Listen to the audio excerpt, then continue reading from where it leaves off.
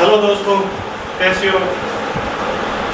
मैं जितेंद्र कुमार एक बार फिर से daffodil coaching classes online YouTube channel पर हार्दिक स्वागत करता हूं। दोस्तों, हमने लास्ट क्लास के अंदर पूरे मूल अधिकार पढ़ लिए थे और आज हम मूल अधिकारों से संबंधित जो महत्वपूर्ण प्रश्न हैं उन पर चर्चा करेंगे।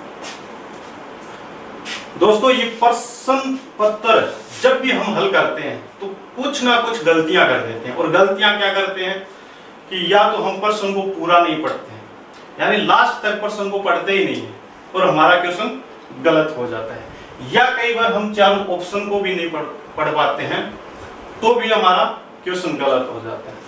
तो जब भी कोई प्रश्न पत्र हल करते हो उस समय इन दो चीजों को अच्छी तरह याद रखना।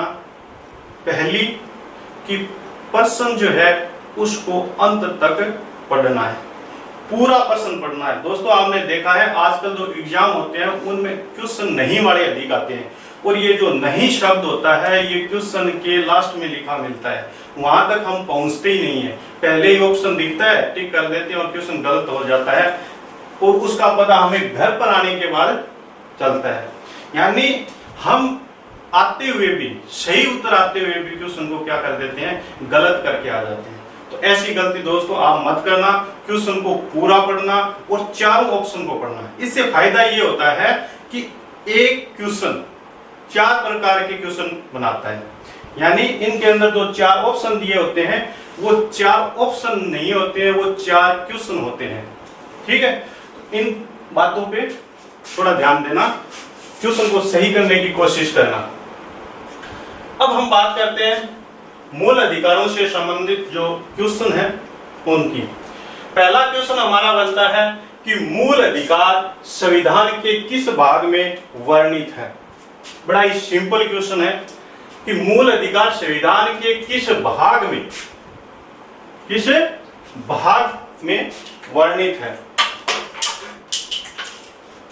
तो हम देखते हैं ऑप्शन ए भाग नंबर 2, ऑप्शन बी भाग नंबर 4, ऑप्शन सी भाग नंबर 3 और ऑप्शन डी भाग नंबर 4 के। अब इन ऑप्शनों से हमारे 4 क्वेश्चन क्लियर होते हैं। कैसे कि जो ऑप्शन ए के अंदर भाग 2 दिया है इसमें क्या है, नागरिकता से संबंधित है भाग 2। भाग 4 किससे संबंधित है, नीति निर्देशक तत्वों से संबंधित है। नीति निर्देशक जो हमारे तत्व है संविधान के भाग 4 के अंदर उल्लेखित है उससे संबंधित है। ऑप्शन सी भाग नंबर 3, भाग नंबर 3 जो है ये हमारा मूल अधिकारों से संबंधित है। इसलिए क्वेश्चन जो है इसका सही आंसर होगा ऑप्शन सी।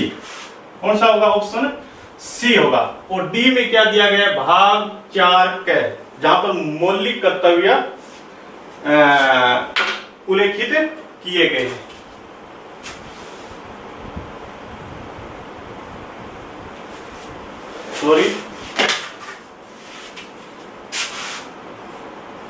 मौलिक कर्तव्य उल्लेखित किए गए भाग 4 के अंदर। तो यहां से हमारे 4 क्वेश्चन बन जाते हैं।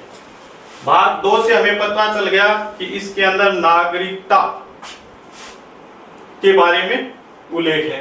भाग नंबर 4 के अंदर नीति निर्देशक तत्व का उल्लेख किया गया है। भाग नंबर 3 जो है इसके अंदर मूल अधिकार बताए गए हैं।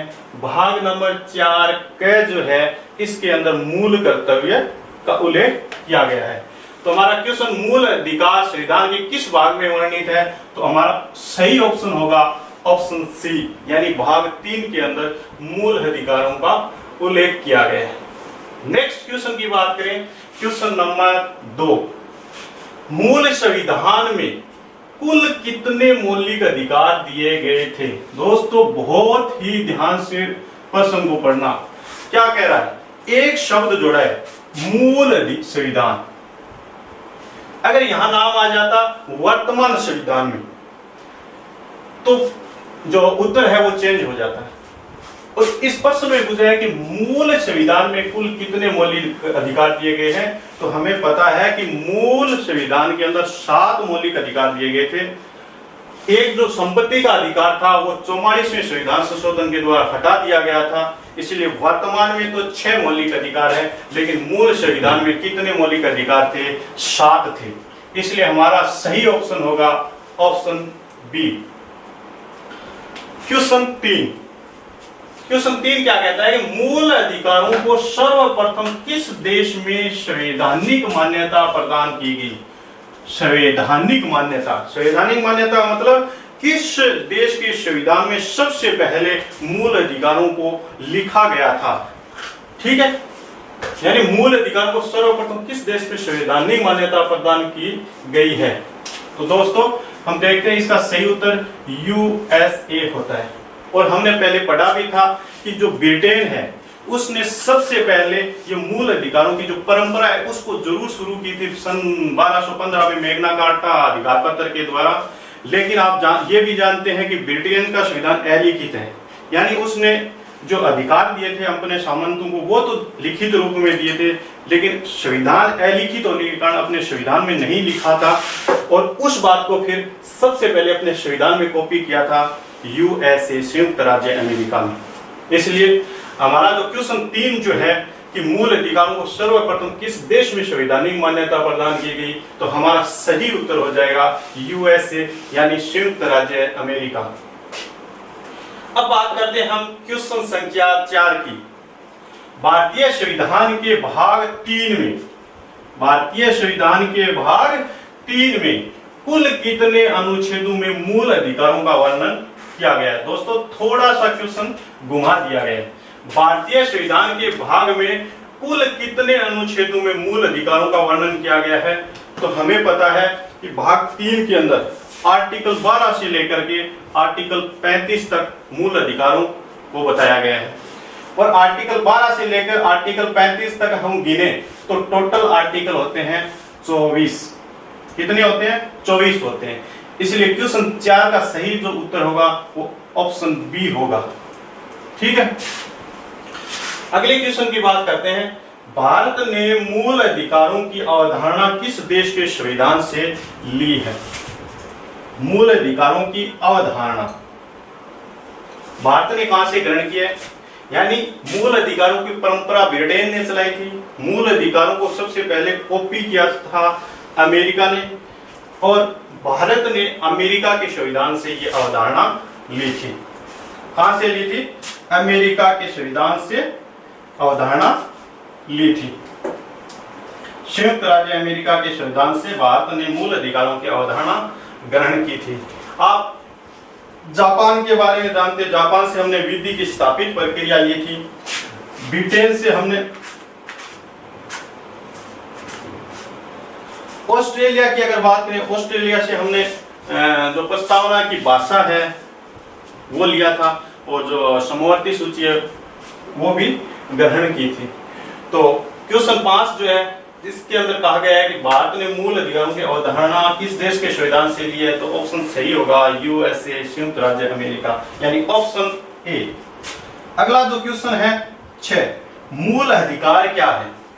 छठा क्वेश्चन जो है वो क्या है कि मूल अधिकार क्या है? मूल अधिकार क्या है? दोस्तों हमने शुरू में ये पढ़ा था कि मूल अधिकार राज्य के विरुद्ध प्राप्त शक्तियां होती हैं। कैसी शक्तियां होती हैं? राज्य के विरुद्ध प्राप्त शक्तियां होती है, और जब इसका उल्लंघन होता है हम कोर्ट के अंदर चुनौती दे सकते हैं। इसलिए हम कहते हैं कि मूल अधिकार कैसे होते हैं? वाद योग्य होते हैं। ये हमने प्रारंभ में पढ़ा था, और यहीं से ये क्वेश्चन बना है कि मूल अधिकार है व्यक्ति के विरुद्ध प्राप्त शक्तियां, राज्य के विरुद्ध प्राप्त शक्तियां, ए व बी दोनों, इनमें से कोई नहीं। तो इसका सही जो जवाब होगा वो होगा ऑप्शन बी, यानी मूल अधिकार जो है वो राज्य के विरुद्ध प्राप्त शक्तियां होती है, न कि व्यक्ति के विरुद्ध प्राप्त शक्तियां होती हैं। अगला क्वेश्चन है क्वेश्चन 7, क्या कहता है? संविधान के किस भाग को भारत का मैग्ना कार्टा कहा जाता है? यानी हमारा जो भारतीय संविधान है उसके किस भाग को संविधान का मैग्ना कार्टा कहा जाता है। मैग्ना कार्टा की जगह एक दूसरा नाम भी आ सकता है, अधिकार पत्र। यानी भारत का अधिकार पत्र या मैग्ना कार्टा किसे कहा जाता है, तो हम देखते हैं भाग 3 जो है इसको संविधान का मैग्ना कार्टा कहा जाता है। यानी सही उत्तर करने से पहले हम इन पे भी चर्चा कर लेते हैं कि भाग 2 जो है ये किससे संबंधित है, नागरिकता से संबंधित है। यानी नागरिकता का उल्लेख इसमें किया गया है। भाग 3 जिसके अंदर मूल अधिकारों को समझाया गया है। भाग 4 जिसमें नीति निर्देशक तत्वों का उल्लेख किया गया है, और भाग 5 जिसके अंदर संघ सरकार यानी केंद्र सरकार का उल्लेख किया गया है। तो हमारा जो क्वेश्चन 7 है कि संविधान के किस भाग को भारत का मैग्ना कार्टा कहा जाता है, तो इसका सही जो उत्तर होगा वो ऑप्शन बी होगा, यानी भाग 3 को संविधान का मैग्ना कार्टा कहा जाता है। अगला क्वेश्चन, क्वेश्चन संख्या 8 क्या कहता है, मौलिक अधिकार क्या है। मौलिक अधिकार क्या है? देखो दोस्तों, शुरू के अंदर हमने क्या पढ़ा था कि मौलिक अधिकार वाद योग्य होते हैं। क्यों? क्योंकि जब इनका उल्लंघन होता है, राज्य इनका हनन करता है, सीमित करता है, तो हम कहाँ चुनौती देते हैं, कोर्ट के अंदर चुनौती देते हैं, कोर्ट के अंदर वाद को दायर करते हैं। इसलिए ये क्या होते हैं, वाद योग्य होते हैं। तो क्वेश्चन 8 क्या है, मौलिक अधिकार क्या है, वाद योग्य है, अवाद योग्य है, लचीले है या कठोर है। तो इसका सही जो जवाब होगा वो होगा ऑप्शन ए, यानी मौलिक अधिकार वाद योग्य होते हैं। इन्हें सुप्रीम कोर्ट या हाई कोर्ट में चुनौती दी जा सकती है, न्यायालय के अंदर चुनौती दी जा सकती है जब राज्य इसका हनन करता है। क्वेश्चन नंबर 9, मूल अधिकारों का संरक्षक किसे कहा जाता है। मूल अधिकारों की सुरक्षा करने वाला कौन होता है। ऑप्शन ए सर्वोच्च न्यायालय, ऑप्शन बी केंद्र सरकार, ऑप्शन सी राज्य सरकार, ऑप्शन डी बी व सी दोनों। दोस्तों हमने ये पढ़ा था कि जब राज्य किसी नागरिक के मूल अधिकारों का हनन करता है, सीमित करता है, तो नागरिक कोर्ट के अंदर, न्यायालय के अंदर चुनौती देगा और न्यायालय फिर नागरिक को उसका मूल अधिकार उपलब्ध करवाएगा। तो न्यायालय जो होता है, सुप्रीम कोर्ट जो होता है, वो हमारे अधिकारों की क्या करता है, रक्षा करता है। इसलिए सर्वोच्च न्यायालय को मूल अधिकारों का क्या कहा जाता है, संरक्षक कहा जाता है। यानी क्वेश्चन 9 जो है इसका सही जवाब होगा ऑप्शन ए। अगले क्वेश्चन की बात करते हैं, क्वेश्चन संख्या 10, मूल अधिकारों को कौन निलंबित या स्थगित कर सकता है। हमारे जो मूल अधिकार है इनको निलंबित कौन कर सकता है। तो हमने पहले पढ़ा था कि जब राष्ट्रीय आपातकाल लगता है, आर्टिकल 352 जब लगता है, तो राष्ट्रपति के पास ही ये केवल अधिकार है कि वो हमारे मूल अधिकारों को सीमित कर सकता है। तो इसमें ऑप्शन ए था उच्चतम न्यायालय, ऑप्शन बी था राष्ट्रपति, ऑप्शन सी था राज्यपाल और ऑप्शन डी था प्रधानमंत्री। तो क्वेश्चन 10 यानी मूल अधिकारों को कौन निलंबित कर सकता है, तो इसका सही जो जवाब होगा वो होगा राष्ट्रपति। और राष्ट्रपति भी मूल अधिकारों को कब निलंबित करता है, जब आर्टिकल 352 लगता है, यानी राष्ट्रीय आपातकाल लगता है, तब करता है। अगला क्वेश्चन, क्वेश्चन संख्या 11, भारतीय संविधान में सरकारी नौकरियों में समान अवसर, सरकारी नौकरियों में समान अवसर का अधिकार प्रदान किया गया है। यानी कहने का मतलब है कि कौन सा आर्टिकल जो है वो सरकारी नौकरियों में अवसर की समानता का अधिकार प्रदान करता है। तो हमने पढ़ा था आर्टिकल 16 जो था, आर्टिकल 16 जो था वो सरकारी नौकरियों में समान अवसर का अधिकार देता है। यानी ऑप्शन ए अनुच्छेद 18, इसके अंदर क्या किया गया था, ब्रिटिश कालीन जो भी उपाधियां थी उसको समाप्त किया गया था। आर्टिकल 19 जिसमें 6 प्रकार की स्वतंत्रताएं दी गई थी। आर्टिकल संख्या 16 जो कहता है कि नागरिकों को सरकारी नौकरियों में समान अवसर दिया जाए। आर्टिकल 14 जो जिसने विधि के समक्ष समानता का अधिकार दिया था। तो क्वेश्चन 11 जो है इसका सही उत्तर होगा ऑप्शन सी, यानी आर्टिकल 16 सरकारी नौकरियों में समान अवसर प्रदान करता है। बात करते हैं अगले क्वेश्चन की। क्वेश्चन संख्या 12, मूल अधिकारों में संशोधन करने का अधिकार किसे है? क्या कहता है कि हमारे जो मूल अधिकार है इसमें संशोधन करने का अधिकार किसके पास रहता है? ऑप्शन ए राज्य विधानमंडल, ऑप्शन बी संसद, ऑप्शन सी ए व बी दोनों यानी राज्य विधानमंडल और संसद दोनों, और ऑप्शन डी सर्वोच्च न्यायालय। क्या क्वेश्चन था? मूल अधिकारों में संशोधन करने का अधिकार किसे है? तो इसका सही जवाब होगा ऑप्शन बी, यानी संसद जो है वो मूल अधिकारों में संशोधन कर सकती है। जो केशवानंद भारतीवाद में सुप्रीम कोर्ट ने निर्णय दिया था तब कहा था कि संसद चाहे तो मूल अधिकारों में संशोधन कर सकती है, लेकिन संविधान के मूल ढांचे में कोई परिवर्तन नहीं कर सकती है। तो क्वेश्चन जो 12 है इसका सही उत्तर होगा ऑप्शन बी, यानी संसद। दोस्तों अब हम बात करते हैं अगले क्वेश्चन की। क्वेश्चन संख्या 13 की, संवैधानिक उपचारों का अधिकार को संविधान की आत्मा किसने कहा है? क्वेश्चन के 13 नंबर कि संवैधानिक उपचारों का जो अधिकार है यानी आर्टिकल जो 32 है उसको संविधान की आत्मा किसने कहा है? यह हमारा क्वेश्चन 13।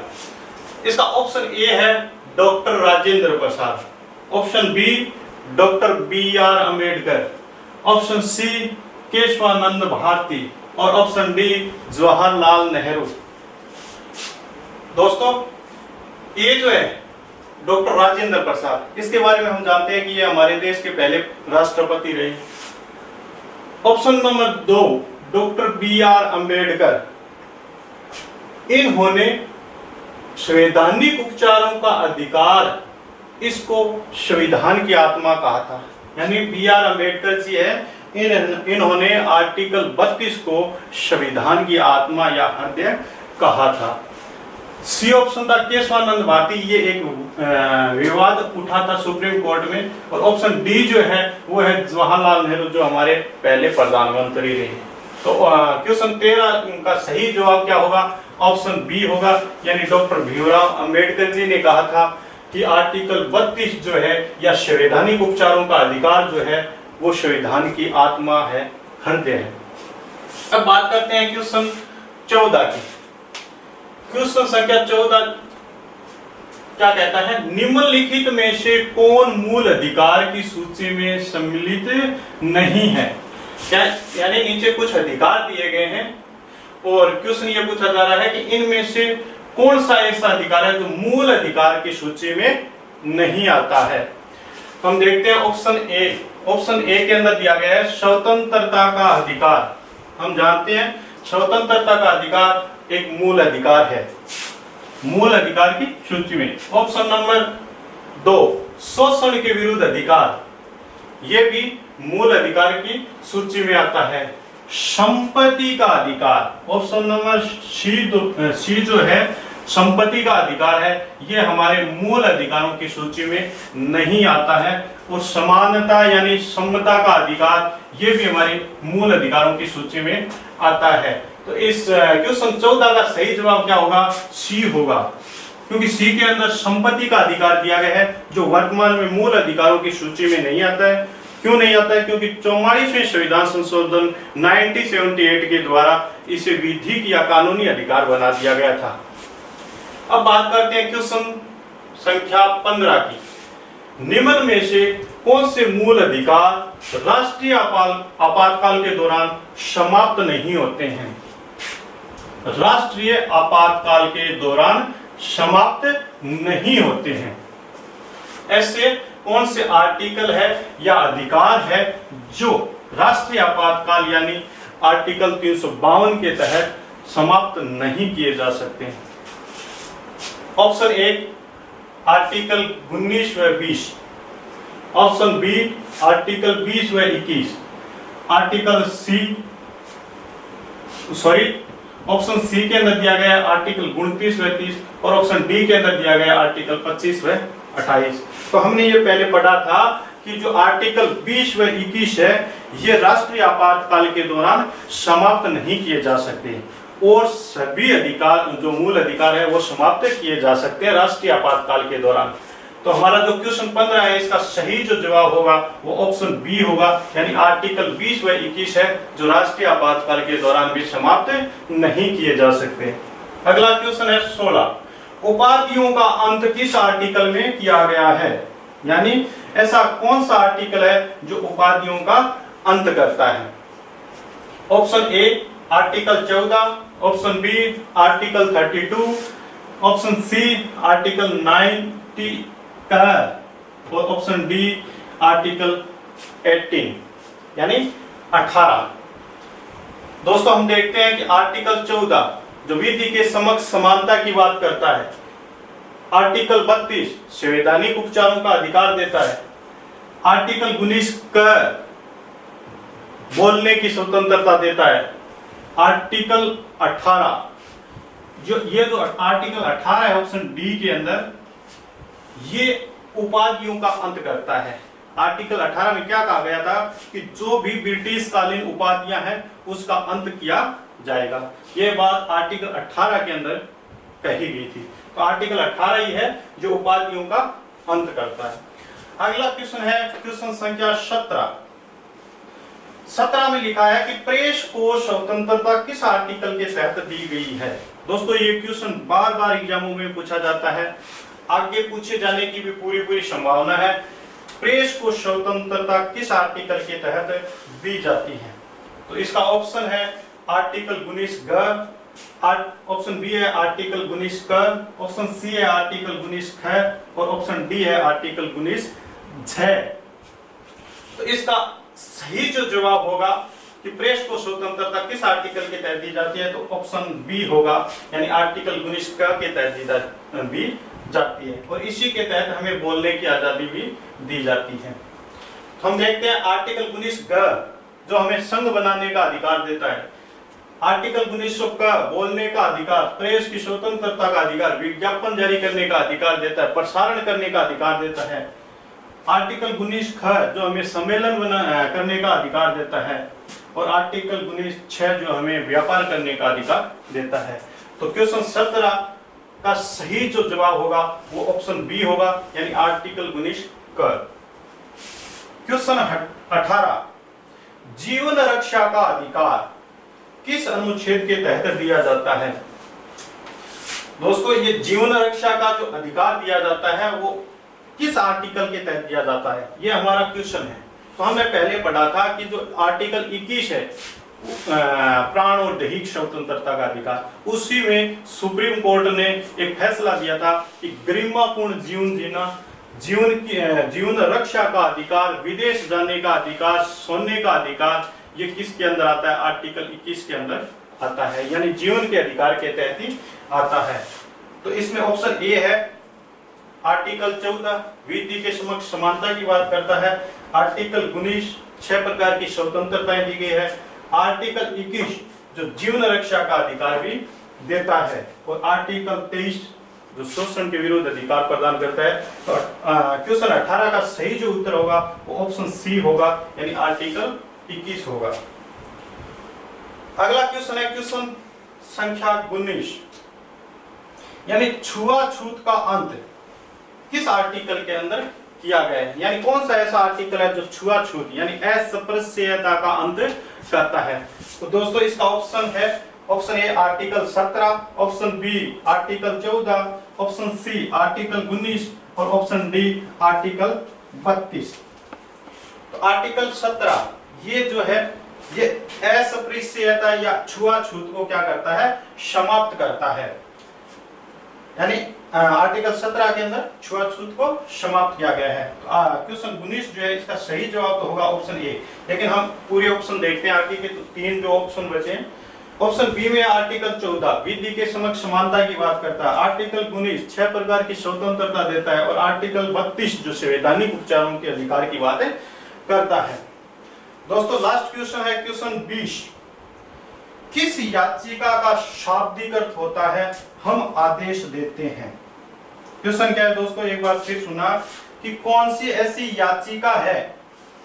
आपने कल पढ़ा था कि जो आर्टिकल 32 है ये सुप्रीम कोर्ट को 5 प्रकार की याचिकाएं जारी करने का अधिकार देता है, और आर्टिकल 226 हाई कोर्ट को 5 प्रकार की याचिका जारी करने का अधिकार देता है।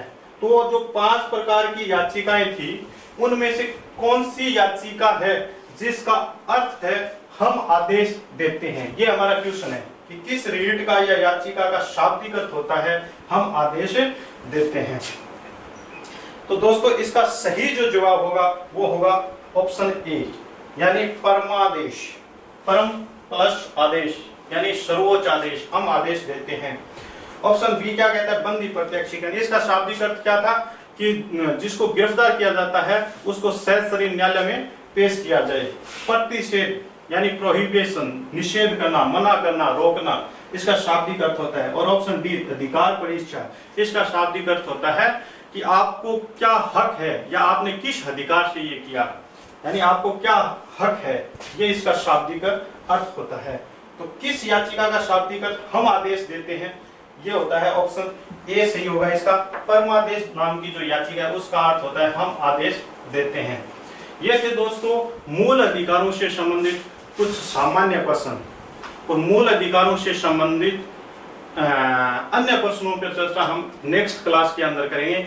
ये मूल अधिकारों से संबंधित सामान्य प्रश्न थे जो अक्सर एग्जामों में पूछे जाते हैं, और जो मूल अधिकारों से संबंधित जो डीपली क्वेश्चन है उन पर चर्चा हम अगली क्लास में करेंगे। आज के लिए बस इतना ही, धन्यवाद।